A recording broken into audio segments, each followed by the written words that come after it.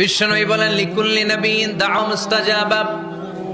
এই দুনিয়াতে সব নবীদের একটা করে মুস্তাজাবুদ দাওয়া আছে। আল্লাহ বলেছে, ও নবী, একটা করে স্পেশাল দোয়া করার সুযোগ পাবা, দোয়াটা করা মাত্রই কবুল করে নেব।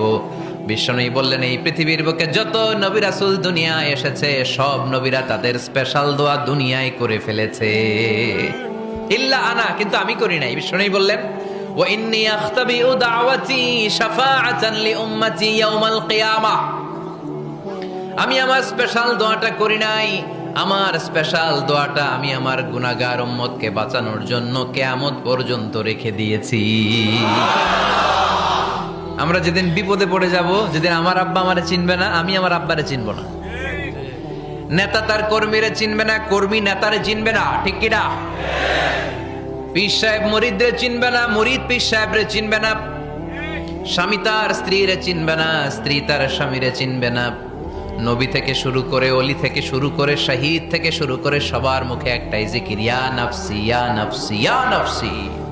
আকাশের সূর্যটা যেদিন মাথার কাছে চলে আসবে, জমিনটা তামার জমিন হয়ে যাবে, সূর্যের তাপে মাথার মগজগুলো ভাতের মাড়ের মতো গলে গলে নাকের ছিদ্র কানের ছিদ্র দিয়ে টপ টপ করে বেয়ে বেয়ে নিচে পড়বে। ওই কঠিন দিনে কেউ কাউরে চিনবে না। বিষ্ণু বললেন, ওই দোয়াটা আমি দুনিয়ায় করি নাই, আমি বদরের যুদ্ধে মার খেয়েছি, উহুদের যুদ্ধে দাঁত ভেঙেছি, আমি না খেয়ে পেটে পাথর বেঁধেছি।